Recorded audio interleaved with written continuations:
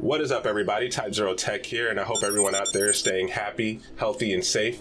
And once again, and as always, thank you for allowing me to be a part of your quarantine content consumption.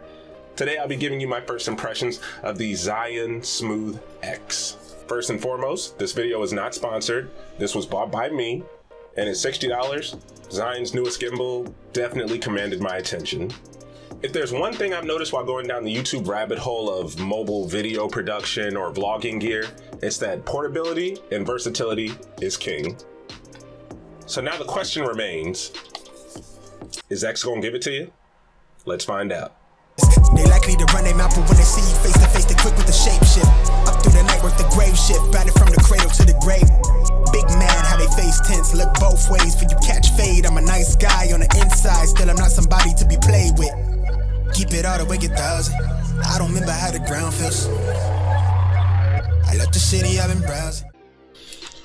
Some of you might be asking me, was that cheesy joke slash bad pun worth it? Honestly, yes.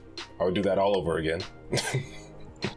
Nah, but seriously, just jumping right into it. Zhiyun has a pretty interesting device on their hands here. I just found out about this about 3 weeks ago and was lucky enough to get it pretty quickly. I've been using it for about a week and a half now, and overall I'm impressed. I will say though, there were a couple of things I was very disappointed with.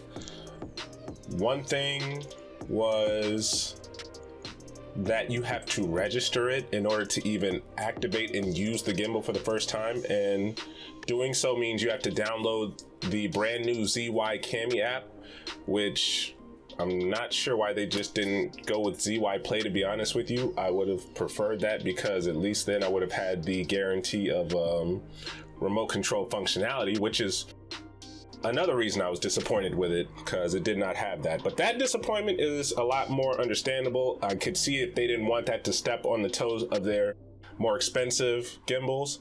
That's fine. The fact that you have to register just to be able to use this thing, and I'm talking you have to sign up for an account, put in your information, the whole nine, that's a little concerning to me. I've already paid for the device. You have my money. It's a gimbal. Why do I need to put my own personal information in just to use it? That seems a little red flaggish. I'm just gonna straight up say it's unnecessary. I don't know why you guys chose to do that. With people being as sensitive with their information as they are today, not the best move. I can kind of see if you want to consider that $60 price tag to be low enough where you're like, hey, it's at this super low price, but your information's a trade-off for it. Nah, actually, I'm sorry, I can't even give y'all that. That's just weird. Like, I hope y'all patch that out, because other than that, I really have no other issues with this device. I mean, once I got past the whole no remote control thing and signing up for it, this has been pretty fun to use. It's got a very small footprint. It is even shorter than my phone, and you could argue probably more compact, because it fits in my pocket just as easily as it does. Simply just throw this in your bag and have plenty of space. This has the smallest footprint of any other gimbal I've ever used. Like, this is crazy. I can only imagine them adopting this to like their more expensive models. I hope they figure out some way to pull this off, because this was just sick. And for $60, it's insane. I still can't believe this. Anyway, let's talk about the design a little bit. So like I said, it's very compact and portable. You shouldn't be disappointed with that. You could easily just throw this into your bag, purse, pocket, whatever. You should be good to go. You have this nice rubberized backing here that makes it very comfortable to hold when it's broken down, and just feels good in the hand. Now, opening it up can be a little stressful at first. I recommend looking at a YouTube video like this one, because once you get the hang of it, it's very easy, it's very understandable. But the first time doing it, you will feel like you're about to break it. You do have to be pretty forceful with it. That might take some getting used to. As you can imagine, for $60, you would expect a few trade-offs. The build quality, if you want to say that's a trade-off, is hard plastic. I really don't think it is. I've had a couple of gimbals that were mostly hard plastic, and they have handled just fine in the past couple of years.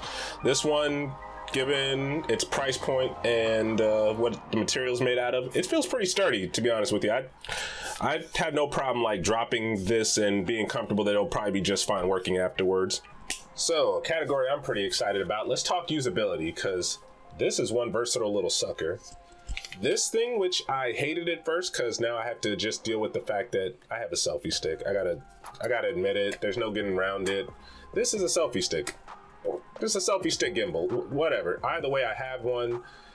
And once I finally came to grips with it, I realized that there's a lot of really functional uses for this thing.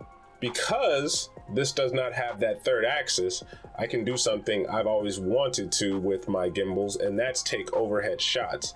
I've tried this with my Smooth Q and my Snup Atom, and unfortunately the motor would just like wear out and it would just get all weird and the gimbal would just shut off automatically, so I guess it wouldn't break itself, which, you know, is cool.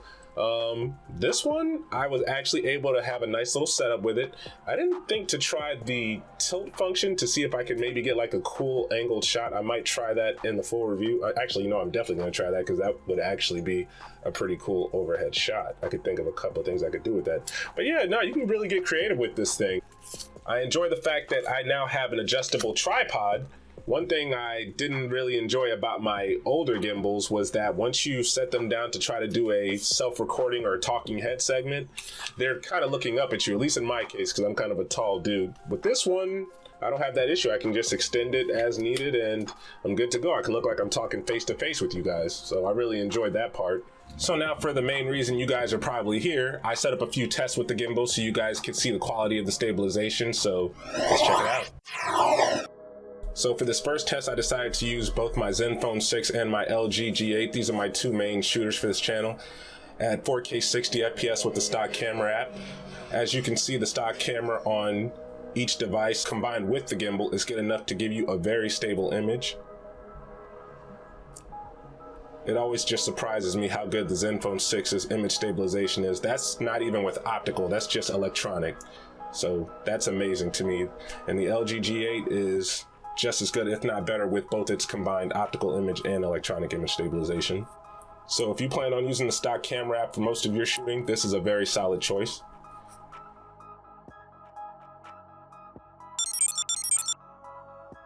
Now, to be completely honest, that is not how I shoot most of my videos. I do like to have a lot more customization with it than the stock camera app usually gives you. With the LG G8 is an exception.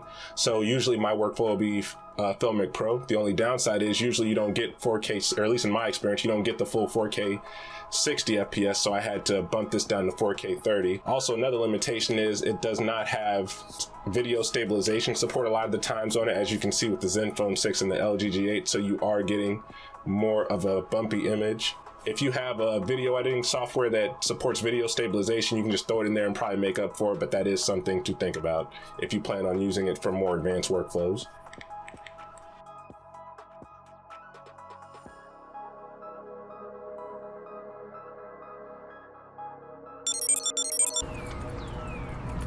So this is the gimbal fully extended as a selfie stick. Hate the fact that I got this as one now, but as you can see, I'm moving and it is insanely steady. Like this combined with the Asus, with the camera, this is the stock camera app, by the way, but this combined with the stock camera app is nuts. Like if you're just using this for I can't even talk right now. I'm gonna ADR over all this. If you're just using this for vlogging, you should be alright. And I look crazy right now because I'm actually in my neighborhood walking around with this selfie stick / gimbal, just recording myself, and they're probably wondering what the heck is he doing. Let me lock that in.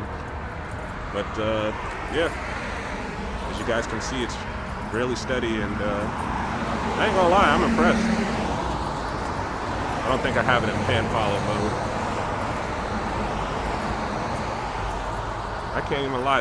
You gotta remember, this is a heavy phone. Like, this isn't one of those light ones. I got an LG G8. This thing would probably keep that thing nice and steady if this can work out that well. But yeah.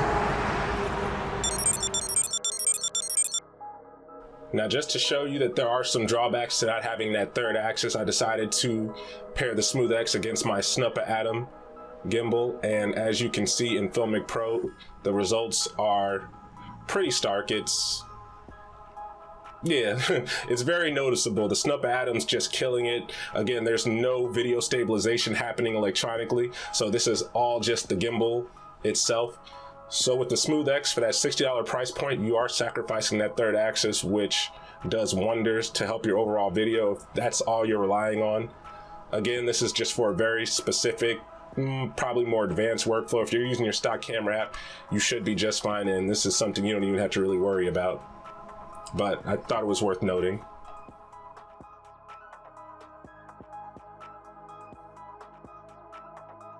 So overall, my thoughts on the Smooth X, initial first impressions, this is pretty awesome.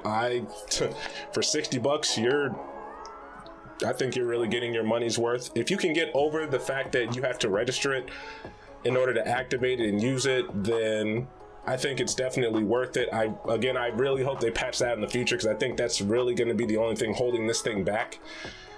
I do hope they update it in the future with newer features. I doubt they're going to do it, but if they put the remote control feature on here, oh my god, this will be my favorite gimbal. Like, I will use this as my main gimbal, because probably I'm already going to end up doing it, but there are going to be certain shots that I'm going to need remote control for as a one-man shooting crew, so it'd be nice to have it on this one. I do realize I didn't really discuss the ZY Cami too much in this first impressions. That's because, to be honest with you, I don't plan on using it. So yeah, that's just me. I'm not really that much at the consumer level. I do like having more control, and I do know how to do some things capably with video editing software. But if you're new to this whole world of shooting on a gimbal and editing, then that might be something to look out for. I did see a couple of things in the video that did impress me, some effects that could add some pizzazz to your videos if you're new to this, so it might be worth you checking it out. So guys, if this video piqued your interest in the Zhiyun Smooth X, there is an Amazon link in the description below. If you choose to use it, it really does help the channel grow. Also, please feel free to like and subscribe and leave a comment if you enjoyed the video. Actually, even if you didn't enjoy the video, go ahead and leave me a comment so I know what I could do better in the future. I really would appreciate that. So yeah, everyone, this is Type 0 Tech signing off for the day. I hope everyone stays happy, healthy, and safe. Thanks as always for watching, and I'll see you in the next upload.